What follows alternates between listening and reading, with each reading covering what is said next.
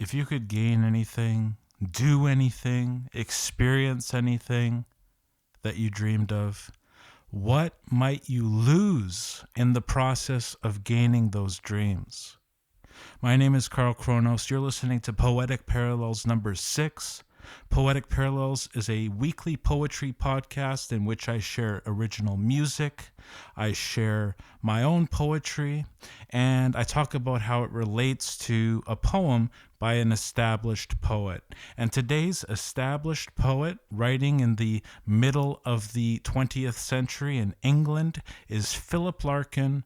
Let's get into it. If Hands Could Free You, Heart, by Philip Larkin. If hands could free you, heart, where would you fly? Far, beyond every part of earth this running sky makes desolate? Would you cross city and hill and sea, if hands could set you free? I would not lift the latch, for I could run through fields, pit valleys, catch all beauty under the sun, still end in loss. I should find no bent arm, no bed to rest my head. A New Dream by Carl Kronos. A dream dies not, though it can be reshaped. I may not be destined to live that dream, but a pall is not yet over me draped. My chisel defiantly still does gleam. So carve I a new face out of the old, with expression less bold, yet of strength true. The eyes show warmth in the marble so cold, warmth that befits a face of rosy hue. This being of stone knows some of defeat, though his brow rests in a confident way. His head reaches not the clouds so replete with stormy passion, unfit for today. Today, I give up a dream, yes, I do. But I sculpt a new one, reborn in lieu. All right, so for today's musical interlude, we have an original piano composition entitled Hidden Initiation. You can hear other piano pieces as well as my other songs on my YouTube channel. You can check out my Instagram at Carl Kronos Music Poetry for my poetry. I hope you enjoyed this piece, and let's go.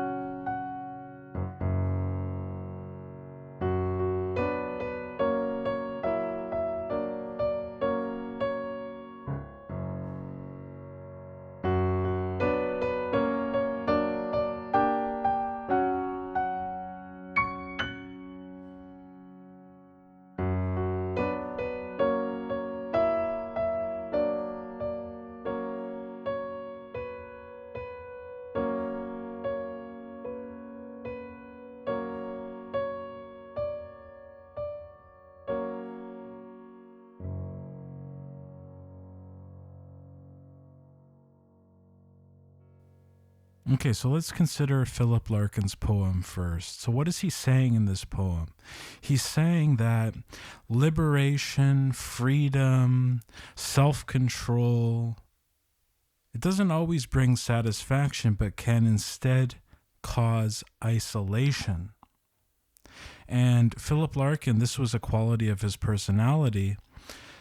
He was a reserved and thoughtful person, and he thought that if you give up the reins, so to speak, and give things over to exciting possibility, this idealized possibility, you might actually lose something very serious. You might lose a connection with other people. You might lose the stability of, in his poem he writes, I should find no bent arm, no bed to rest my head. Okay, so it's a loss of stability. He's saying, with my hand, I would not lift the latch. I would not open the window to what could be. I could gain everything, all the beauty under the sun, but still end in loss. That's the central message of this poem. This also ties into a more political poem that he wrote called Best Society. And a part of that poem reads, our virtues are all social. If, deprived of solitude, you chafe, it's clear you're not the virtuous sort. So true connection to other people, it's very important to Philip Larkin. And he's saying that if you go on this quest of self-expression, of throwing caution to the wind, of being free for the sake of being free, you're actually going to lose a part of yourself that can only be experienced in dealing with other people. And this reminds me of a quote by the French existentialist philosopher Sartre.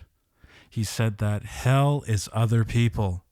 And I'm sure that we can all understand the sentiment of that quote, okay? All you have to do is ride public transit or drive on a busy street or go to a McDonald's. Not to pick on McDonald's, but you know what I'm saying. Hell is other people. So we understand this. Well, Larkin is saying heaven isn't the absence of people. In fact, the absence of people can also be, in its own way, hell. So we've talked about the social dimension. How about the individual dimension? And Larkin does say things about being an individual in this poem. He says that gaining what you think is freedom and beauty and exploration. That means giving up the security and comfort of stability, which, like sleep, involves a kind of loss of possibility to act and perceive, okay? So when you're sleeping, you're not really perceiving much other than your dreams, and you're certainly not acting very much unless you're kicking in your sleep. So there's a loss of possibility to act and perceive. And just like stability, okay, stability involves parameters or fences within which you perceive and act, okay? If you were perceiving absolutely everything that was around you, if you were acting in whatever way you saw fit at every moment, you'd be outside those bounds and you'd no longer be stable. So he's saying that stability, it's kind of like sleep. And sleep, as we all know, is crucial to the health of any organism, right? That needs sleep. So certainly for humans, just go a couple days without sleeping, you'll see what happens to you. You certainly won't be stable anymore. So he's saying, watch out, individuals and societies.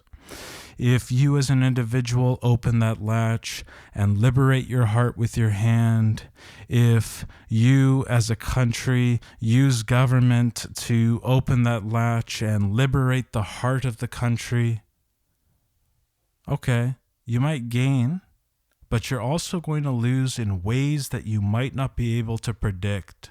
So it ties back in with the whole myth of Pandora's box. Okay, now let's think about the context he was writing in. He was writing in the post-war era in England.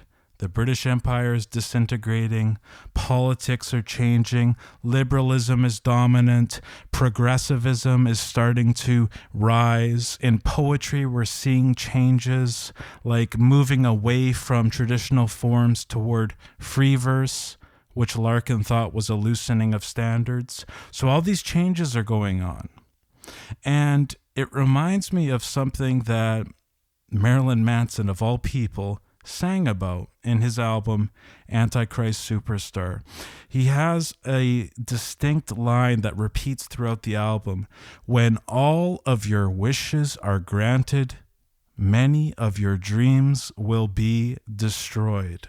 Okay, so many people think about Marilyn Manson as this kind of teen angst figure, but certainly in a lot of his early work, he had some excellent stuff, and I think this is an example of it.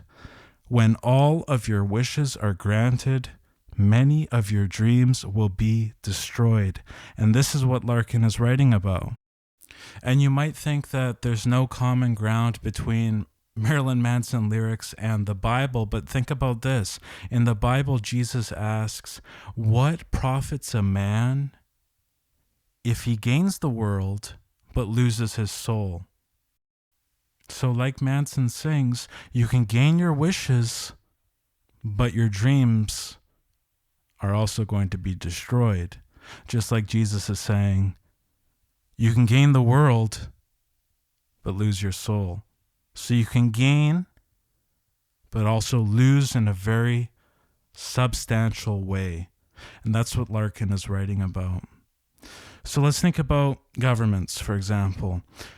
Your wishes for a progressive utopia, a liberal international order, they might be granted, but you'll see that your dream has been destroyed and perverted. And we see that in the form of neoliberal globalization. Now, this isn't a political channel, but I'll just ask you, do you feel more community closeness, economic stability, and freedom under neoliberal globalization? That's something for you to answer.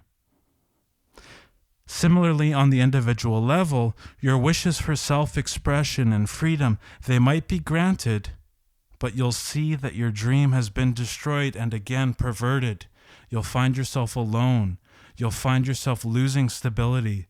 You'll find yourself being unable to connect with people.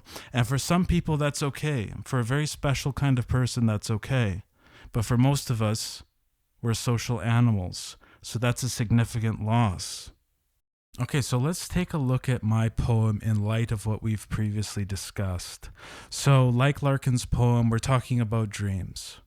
So, a dream dies not, though it can be reshaped. That's the central idea, okay? Now, when I was younger, I had very big dreams. I had very passionately held dreams that were very prideful, very unrealistic, very difficult to accomplish. And I thought that just by the passion and intensity of my dream, I should be able to make them come to fruition. But they didn't. And that caused me a lot of pain, a great deal of pain that really I'm just now getting over. As a man in his 30s. What helped me get over that was this idea in this poem. That dream doesn't have to die, but it can be reshaped. And this isn't some bullshit second place kind of thing. Oh, I'm going to create more realistic dreams. Yeah, they'll be realistic, but they'll still be believed in with the same passionate intensity as those other dreams. Okay? I write here that a pall is not yet over me draped. I'm not in that coffin yet. My chisel defiantly gleams. I'm going to carve a new dream. And here's where we get to Larkin's connection. So I'm talking about this being of stone, this sculpture that I'm carving. and he's confident, and he has a warm face that is of a rosy hue, so it's like a real thing, like a real human. It's realistic. Most important part right here. His head reaches not the clouds, so replete with stormy passion unfit for today. Okay? Those dreams of youth, they're not fit for today. If you're going to go on, if you're going to move forward, if you're going to be passionate about your life, sometimes you have to reshape your dreams. And Larkin is saying, if you don't do that, if you instead focus on the idealized, focus on all the beauty under the sun, the infinite possibility, you're going to end in pain.